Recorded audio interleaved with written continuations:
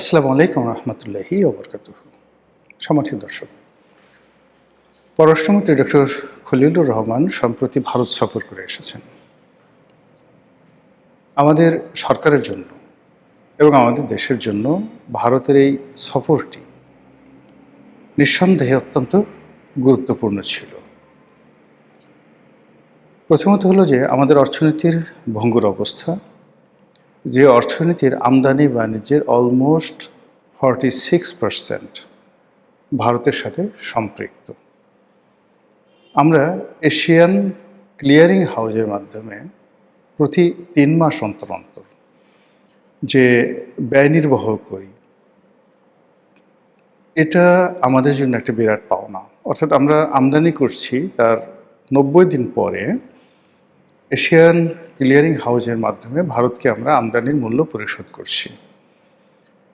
অথচ এই অন্য যে কোনো দেশের সঙ্গে যদি আমাদের লেনদেন হয়, ইমিডিয়েটলি এলসি এর সাইট, মানে দেখার সঙ্গে সঙ্গে, অর্থাৎ এই পণ্য শিপমেন্ট করার সঙ্গে সঙ্গেই তাদেরকে টাকাটা দিয়ে দিতে হচ্ছে। কোনো কারণে যদি দেরি হয় তাহলে সেক্ষেত্রে সংশ্লিষ্ট এলসি ওপেনিং যারা ব্যাংক আছে তাদেরকে সুদ গুনতে হয়। তো শেখ হাসিনার পতনের পরে ভারতের সঙ্গে বাংলাদেশের যে অর্থনৈতিক সম্পর্ক, আমদানি বাণিজ্য, এমনকি ভারতের সঙ্গে বাংলাদেশের যে সীমিত আকারে রপ্তানি বাণিজ্য শুরু হয়েছিল, এবং ভারতের বড় বড় বন্দর, সমুদ্র বন্দর, নদী বন্দর, স্থলবন্দর এবং বিমানবন্দর, এইগুলোকে আমরা ট্রানজিট হিসেবে ব্যবহার করে বছরে হাজার হাজার কোটি টাকা সাশ্রয় করছিলাম। তারপর আবার যে সকল কাট আপ টাইম, যেমন ধরুন আমাদের গার্মেন্টসের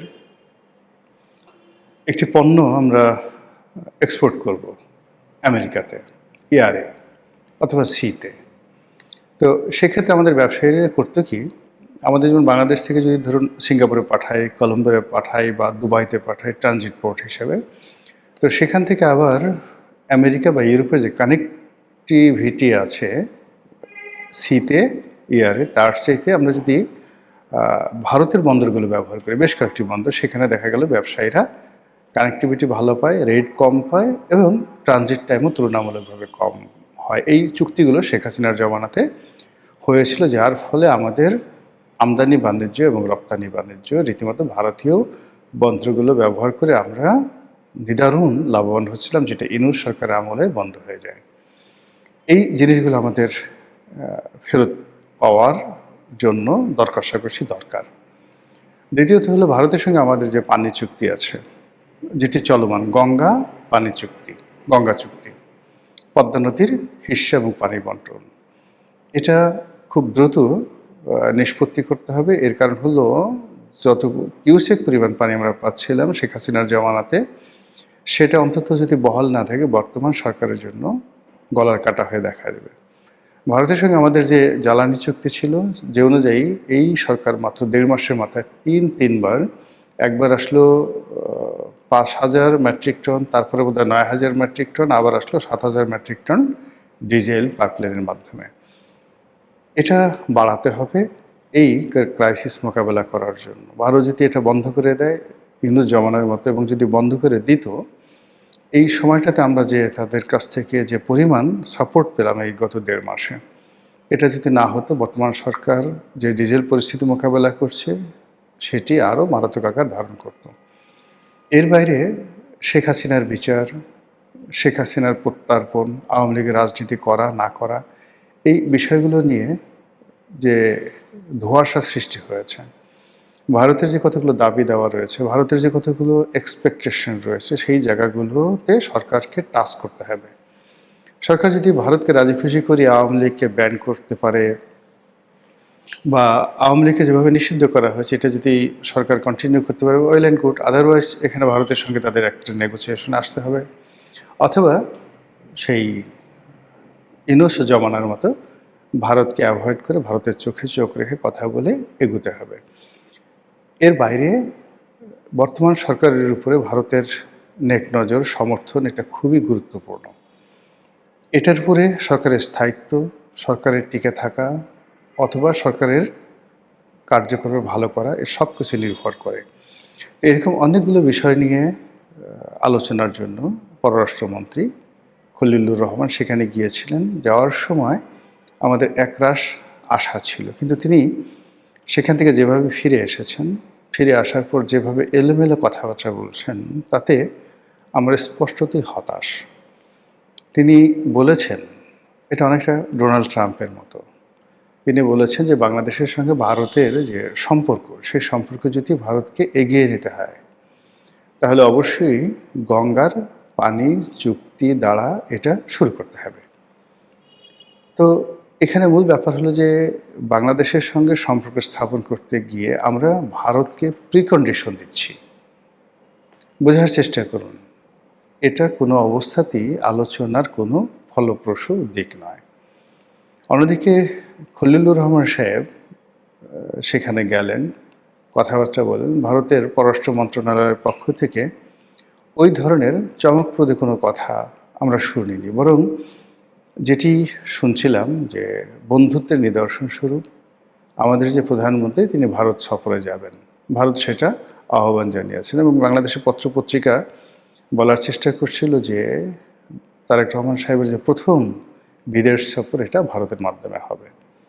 কিন্তু পরবর্তীতে আবার দেখা গেল যে এই খবরটি ভুয়া খবর, এটি ঠিক নয়, এভাবে সরকারের পক্ষ থেকে জানানো হলো। ফলে কী হলো যে ভারত যে ভ্রমণ বা ভারতের যে পররাষ্ট্র নীতি কিংবা আমাদের যে পররাষ্ট্রমন্ত্রী ভারত সফর, এগুলোর আলটিমেটলি যে ফলপ্রসূ যে বিষয় সেটি হবে মিস্টার নরেন্দ্র মোদী তিনি বাংলাদেশে আসবেন, দ্বিপাক্ষিক বৈঠক হবে, অথবা জনাব তারেক রহমান তিনি দিল্লি যাবেন।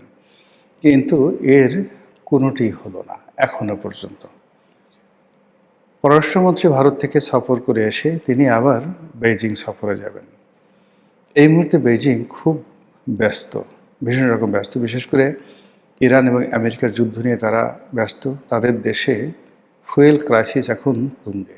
যে কোনো কারণে এখন বেইজিংয়ের যে মেজাজ 99 ডিগ্রি হয়ে আছে।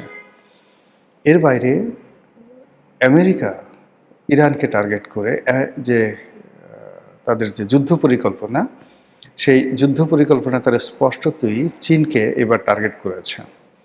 এর কারণ হলো যে আমেরিকা মনে করছে ইরানের যে সফলতা, সেই সফলতার পিছনে চীনের অস্ত্র, চীনের গোয়েন্দা তৎপরতা এবং চীনের যে যাকে বলা হয় ডিজিটাল প্রযুক্তি বা ড্রোন প্রযুক্তি, এটি যে কোনোভাবে হোক ইরানের কাছে নিয়মিত সরবরাহ করা হতো, যার ফলে যুদ্ধের ময়দানে ইরান অসম্ভব ভালো করেছে এবং আমেরিকাকে তছনছ করে ছেড়ে দিয়েছে।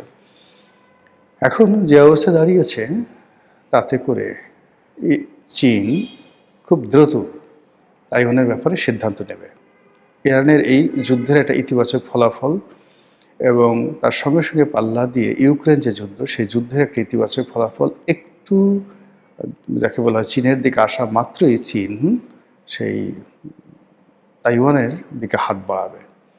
আর সেই অবস্থাতে যখন তাদের পররাষ্ট্র মন্ত্রণালয় রাত দিন ব্যস্ত আমেরিকা, ইরান, ইউক্রেন নিয়ে, সেখানে বাংলাদেশের যে বিষয়টি, সেই বিষয়টি তাদের কাছে কতটা গুরুত্ব পাবে আই ডোন্ট নো। অথচ যদি এই সময়টিতে চীনে যাওয়া হয়, চীন মূলত আমাদেরকে এই মুহূর্তে অর্থনৈতিক সাহায্য ছাড়া আসলে তেমন কিছুই করতে পারবে না। কিন্তু আমার জানা মতে চীন সাধারণত বাংলাদেশের এই যে ক্রাইসিস মোমেন্ট, এই ক্রাইসিস মোমেন্টে তারা কোনো বিনিয়োগ করবে না। যেভাবে শেখ হাসিনার শেষ জমানাতে তিনি যখন সর্বশেষ চীন ভ্রমণ করেছিলেন, তখন চীন কার্যত কোনো টাকা দেয়নি, বরং তার সঙ্গে অসৌজন্যমূলক আচরণ করেছে এবং ওখান থেকে শেখ হাসিনার পতন শুরু হয়েছে। দ্বিতীয়ত ডক্টর মোহাম্মদ ইউনূসও গিয়েছিলেন।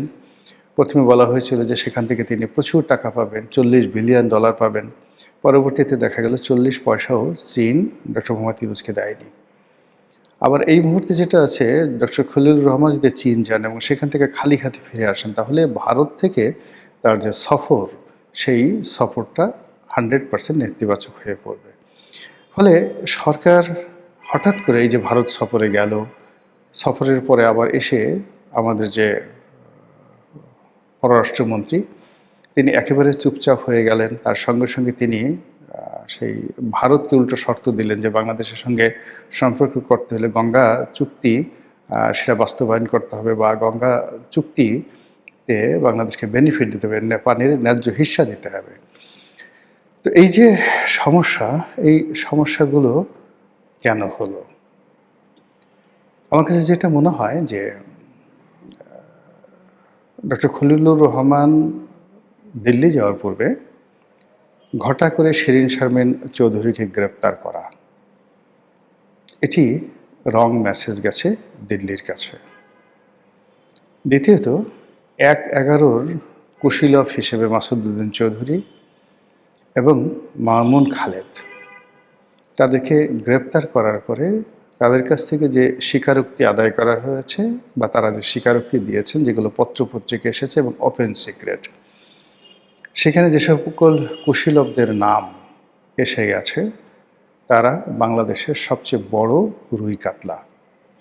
এই রুই কাতলাগুলো সেই আজকে প্রায় ৩০-৩৫ বছর ধরে দিল্লির দাস হিসেবে, দিল্লির এজেন্ডা বাস্তবায়নকারী হিসেবে তারা বাংলাদেশে বসে সবসময় ক্ষমতার কলকাঠি নাড়ে। আবার একই সময় এই চক্রটি, এই সিন্ডিকেটটি আমেরিকা এবং ইউরোপ, তাদেরও প্রতিবহী হিসাবে, স্বার্থ রক্ষাকারী হিসাবে, দাবিদার হিসাবে বাংলাদেশে কাজ করে। তো খলিলুর রহমান সাহেবের দিল্লি সফরের আগে শিরীন শারমিন চৌধুরীর গ্রেপ্তার এবং ১/১১-র কুশীলব হিসেবে খালেদ মামুন এবং মাসুদউদ্দিন চৌধুরীর গ্রেপ্তার, তার সঙ্গে সঙ্গে যেটাকে আমি বলবো যে সাপের লেচে পা দিয়েছে সরকার, অর্থাৎ ১/১১ সকল কুশীলবের নাম যেভাবে সামনে চলে এসেছে, এতে করে বাকিদেরকেও ধরতে হবে, এবং বাকিদেরকে যদি ধরা না হয় তাহলে এই যে দুজনকে ধরা হয়েছে এটি সরকারের জন্য বুমেরাং হয়ে দেখা দেবে। এদিকে এনসিপি, জামাত, অন্যান্য যে রাজনৈতিক দলগুলো আছে যারা সরকারের অংশীদার, তাদের কারোর সঙ্গে সরকারের সম্পর্ক ভালো নয়। খুব দ্রুত তাদের মধ্যে অহিনকুল বা দাকুমরার সম্পর্ক শুরু হয়ে যাবে। এছাড়া আরও যে জিনিস আছে সেটি হলো সরকারের যারা শরিক রয়েছেন সরকারের মধ্যে, তাদের সবার সঙ্গে সম্পর্ক নষ্ট হয়ে গেছে। সরকারের ভিতরে যে অভ্যন্তরীণ দ্বন্দ্ব সংঘাত, অর্থাৎ দলীয় নেতাকর্মীদের মধ্যে যে দ্বন্দ্ব সংঘাত, এটিও প্রকট আকার ধারণ করেছে। যারা এমপি হয়েছে, যারা হননি, যারা মন্ত্রী হয়েছেন, যারা হননি, আবার মন্ত্রী হওয়ার পরে যারা ভালো দপ্তর পেয়েছেন অথবা যারা পাননি, দপ্তর পাওয়ার পরে আবার স্বাধীনভাবে কাজ যারা করতে পারছেন তারা, বরং যারা পারছেন না, এগুলোর মধ্যে মানে দৃশ্যমান যে সকল বিরোধ আমরা দেখতে পাচ্ছি, তাতে করে সরকারের সামনের দিনগুলো মোটেও ভালো যাবে বলে মনে হচ্ছে না। মহান আল্লাহ আমাদের সবাইকে হেদায়েত দান করুন, হেফাজত করুন। আসসালামু আলাইকুম ওয়া রাহমাতুল্লাহি ওয়া বারাকাতুহু।